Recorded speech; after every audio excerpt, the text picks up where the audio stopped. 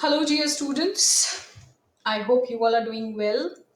And by now, as far as our first work is concerned, The Arms and the Man by J.B. Shaw must have sunk in deep into your minds and hearts, isn't it? Because there has been a lot of gap to begin with the next work. So today, let us start. And I begin with introducing to you our next dramatist, again, the one who belongs to the Victorian era, the one who has tried to break through all the notions existing in the so called elite society of the Victorian age. And Oscar Wilde is known as one of the great dramatists. Of course, when I talked about Shaw, I told you that after Shakespeare, Shaw has reached to that level at which somebody who can be talked about after William Shakespeare. But then, if I talk of Oscar Wilde also, he has many more feathers to his cap, right? So I begin with a brief bio. I will not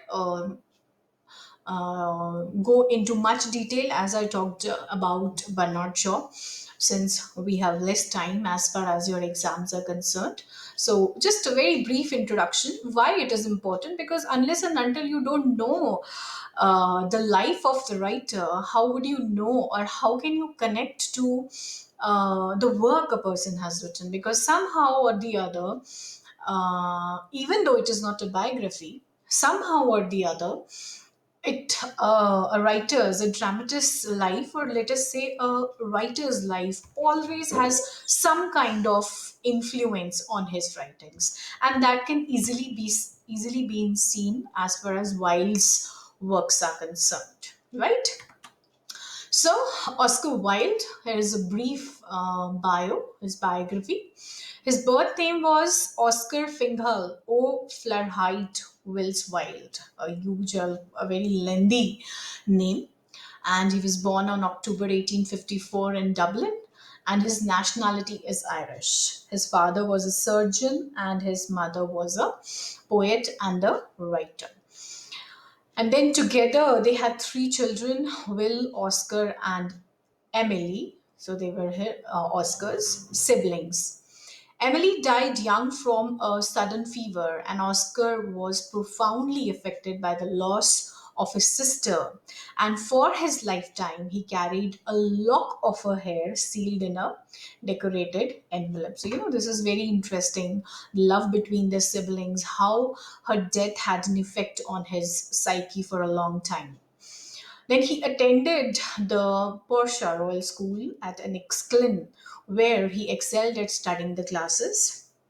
And initially for 9 years he did homeschooling. After that, he went to the school, Royal School, taking top prize his last 2 years and also earning a second prize in drawing. In 1871, he was awarded the Royal School Scholarship to attend Trinity College in Dublin. Then his occupation, of course, he was a writer.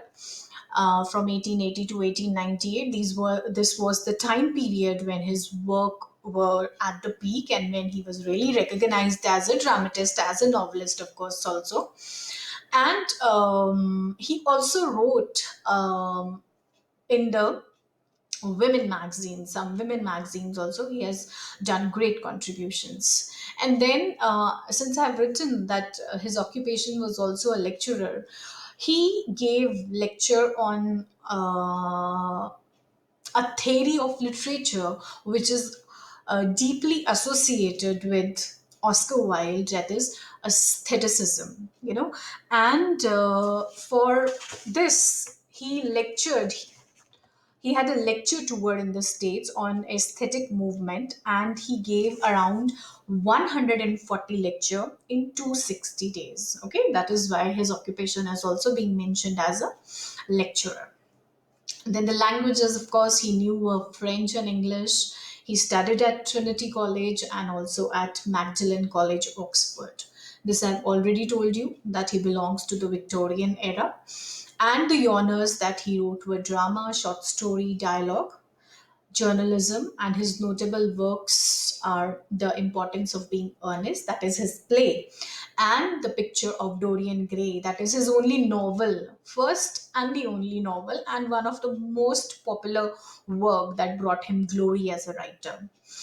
Then, of course, his wife was Constance Lyot, and he had two children, Cyril and Vivian. Now, when since Vivian has been mentioned here only, I would just like to tell that when he passed away, after the death of Oscar Wilde, I mean, Vivian wrote a son's memoir, and there were certain works, certain letters of Oscar Wilde, which he included in that, and that work came posthumously, right? So Vivian had done that. Now, as far as his growth, his rise is concerned, in 1882 he published his first book of poetry, and in 1890, he wrote his only and the first novel, that is The Picture of Dorian Gray. If you people get some time, do read this. It is considered as one of great classics written by Oscar Wilde. Then Oscar wrote his first play in 1883, and Lady Windermere's Fan was the first play. Now, this is also important to mention here. Let me read the next part also. And in 1885, 95, he wrote The Importance of Being Earnest. Now, Dorian Gray, the novel, and The Importance of Being Earnest, they are considered to be his masterpieces. The other day, when I was talking to you related to your net preparation, somebody asked me that how do we know which work we have to, because every writer has written so much of literature, then how do we know? This is how you will know that a particular work in your course you studied. As far as JB Shaw is concerned, you studied the arms and the man, not the arms and the man, right? But his work Pygmalion, which has had been adopted into a movie also, right, that is considered to be his great work. Similar the case is here also. We are going to study An Ideal Husband, but then these are two works which are of great importance, one being his first play and the other being his most successful work, right? And from these plays only he got the idea of writing the play that is in our course, An Ideal Husband. There are women who are talking about an ideal husband, and they are talking to each other that um, an ideal husband in quotes, do they really exist? And they were talking, those ladies, they are talking about this, and from here Oscar Wilde got the idea to write his next play, right? His style of writing was, of course, very unique. It was rich in content, and it was significantly very important, right? And he used elements such as diction, tone, imagery, irony, allusion, symbolism, metaphor, personification. These are your what we call um, literary terms, right? And every writer, he makes use of them. When I talk of Oscar Wilde and the text that is prescribed to us, he has used symbolism, he has used metaphor, he has used irony, in an ironic manner. He tells us, do an ideal husband exist or not? And person who's considered to be, what should I say, um ideal, are they really idle, right? And the person who's considered idle, IDLE, a person who has no work, है ना, जिसको हम पंजाबी में वेला बोलते हैं. So that person is actually an ideal husband. That person actually turns out to be, ironically, a better husband for that matter, right? I'm just correlating things. By now you all must have gone through the text. If you've not gone through the text, you must have read the summary or the story. Okay, next, his writings had a very witty and pointed but easy to read style.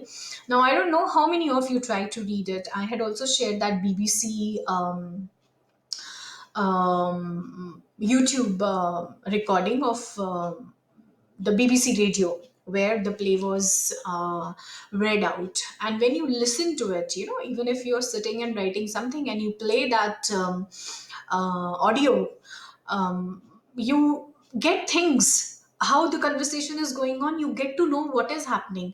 So the style of writing is not very complicated. Generally dramas are,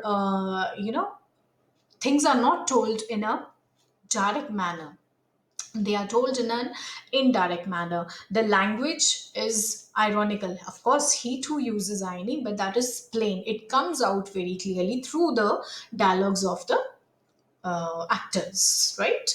Of the characters, I must say.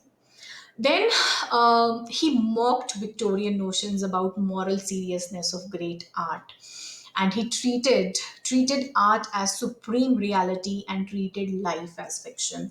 Now, from here comes this his concept of aestheticism, also, and what is aesthetics? First of all, aesthetics is something related to beauty.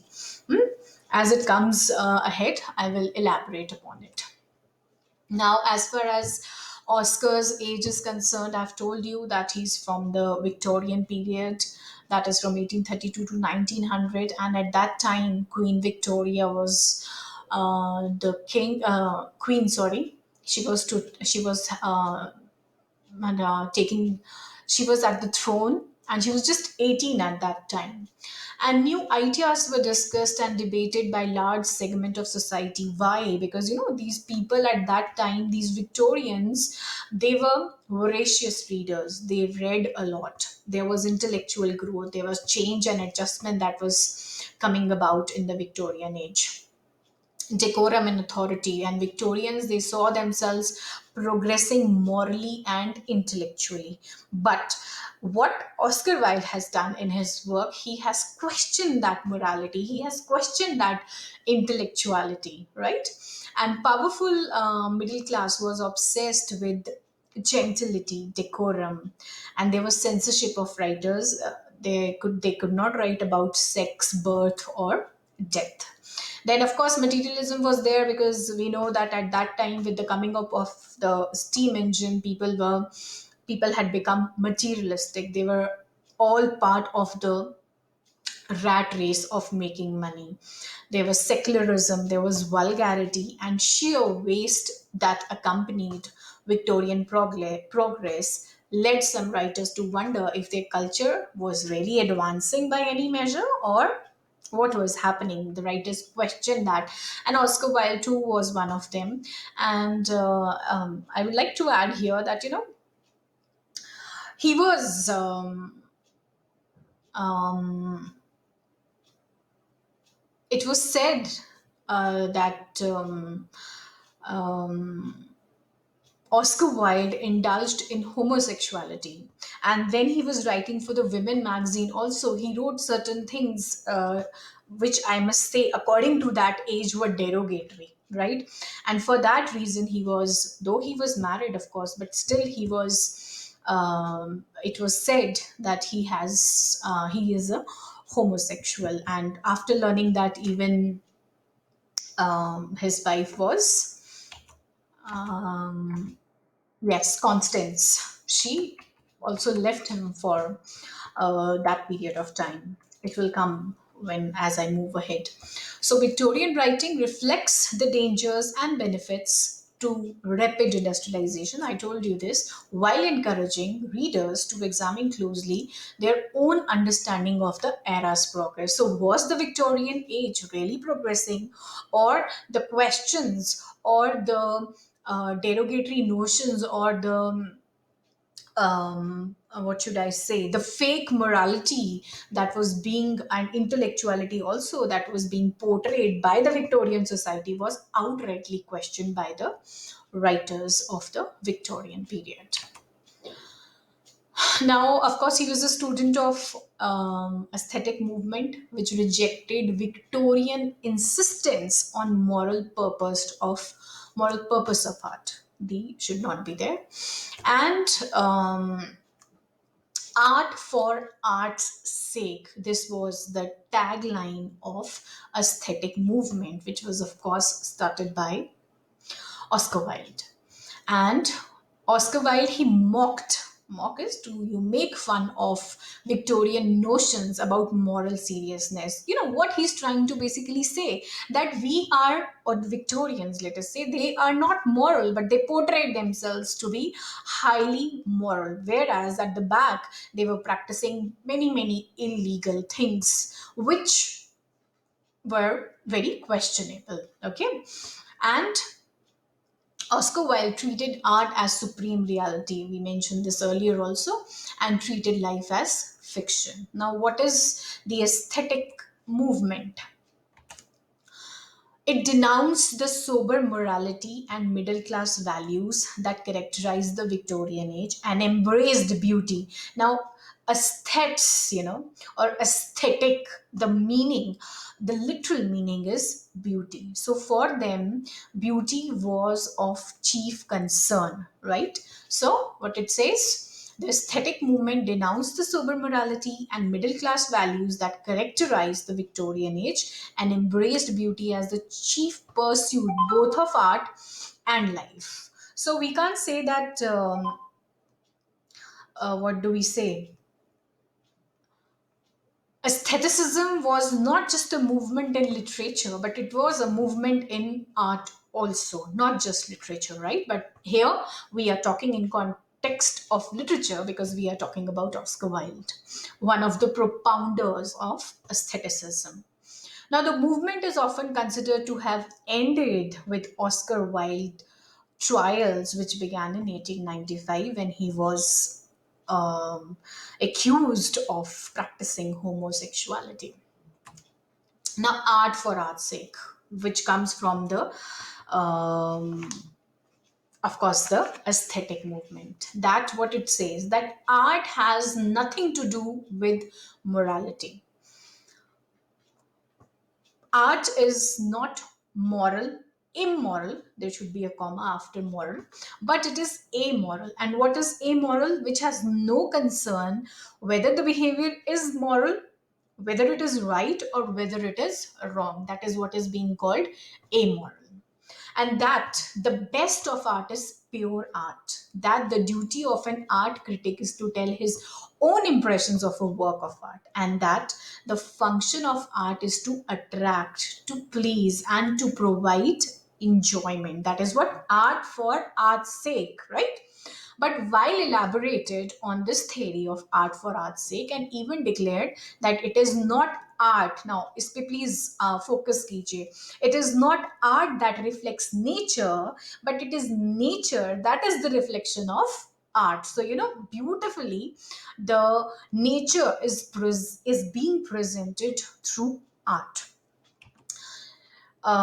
Before I go further, now, the basic theory of what you have to remember is that the basic theory of aesthetics is the tagline I have written there, art for art's sake. And the chief representative of the movement in England was Oscar Wilde, with the coming of his novel, The Picture of Dorian Gray. Now, aestheticism places art above life. That is what you have to remember. I am just putting what I have written here, I'm putting it in a different language, in an easy language, so you get it. Because it is very important that when we are talking about Oscar Wilde's life, you must know what aestheticism is all about, right? And it has something to relate to the play also that we are going to study. So, aestheticism places art above life and holds that life should imitate art and art imitate, not, sorry, life should imitate art, not art imitates life. Okay, that is what he's trying to say. And what Aristotle said, that life is an imitation. Art, life is an imitation, isn't it? No, literature is an imitation of life. That is what Aristotle said. So, according to the aesthetes, all artistic creation is absolutely subjective as opposed to objective. Subjective concerning one person, that is a subjective view, and objective when we are taking many people in consideration, that becomes an objective view. So art should be free from any influence of egoism.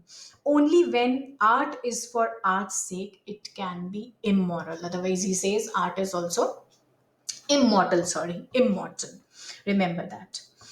It should be restricted to contributing beauty in a highly polished way, in a highly polished style. So, from here, the literal meaning of aesthetics, that is beauty, that is what sets in here, that through art we are presenting the beautiful aspects of life. Okay, that is what art for art's sake is all about. So I hope you will not get confused with this thing, that aestheticism places art above life. Remember that.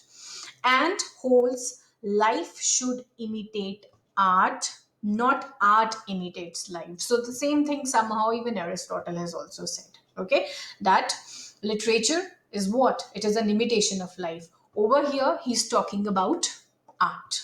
Clear? So do remember what Oscar Wilde's aestheticism and his art for art's sake is all about.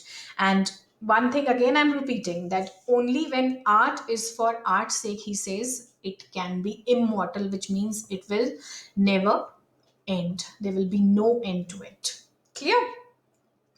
So let's move ahead. After aesthetics, we have a look at his works. When I say oeuvre, Oscar Wilde's oeuvre, that means the works that Oscar Wilde has written. So Oscar Wilde's rich and dramatic portrayals of the human condition came during the height of Victorian era that swept through London in the late 19th century. At a time when many citizens of Britain were finally able to embrace literature, the wealthy and educated could only once afford. Wilde wrote many short stories, plays, and poems that continue to inspire millions around the world. His first and only novel was The Picture of Dorian Gray, which was published in an American magazine in 1890 to a storm of critical protest. He expanded the story and had it published in book form the following year.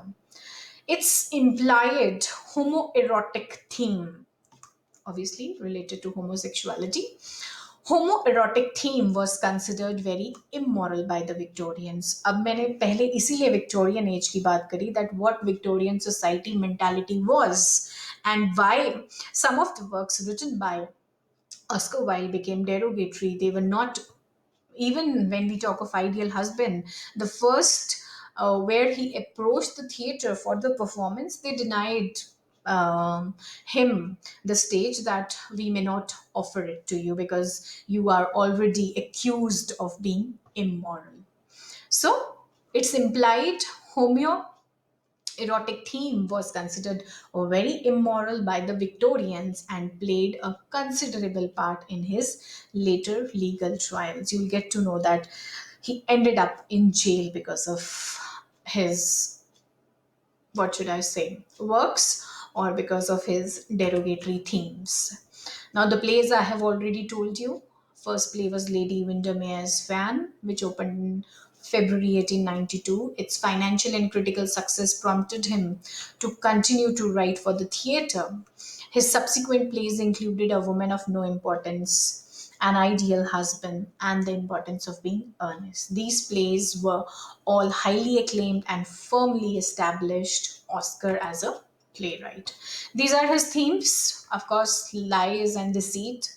He has portrayed the reality of Victorian society, whereas the Victorians, as such, especially talking about the elite class as well as the middle class, they pretended themselves more.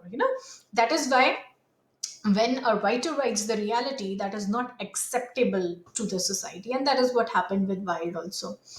So, lies, deceit, marriage, respect and reputation, society and class, versions of reality, that is romance, love, foolishness, and folly. These have been his themes.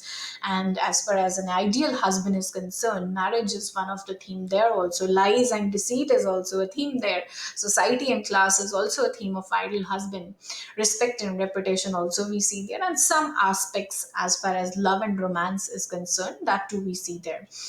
Though an ideal husband falls into the category of comedy of manners, right? I hope you must be aware of it. And comedy of manners was something which came in the 16th century or in the Restoration, isn't it? We will clarify that. Okay, next are the literary devices. I have already mentioned about it. Paradox is, it seems contradictory but presents the truth, and that is what is happening in Ideal Husband also. The reality is something else, and the truth that we as readers know is something else. So there is a paradox. Then the inverted logic is there. The words and phrases, they are turned upside down, reversing our expectations. There is pun, there is epigram, irony, satire.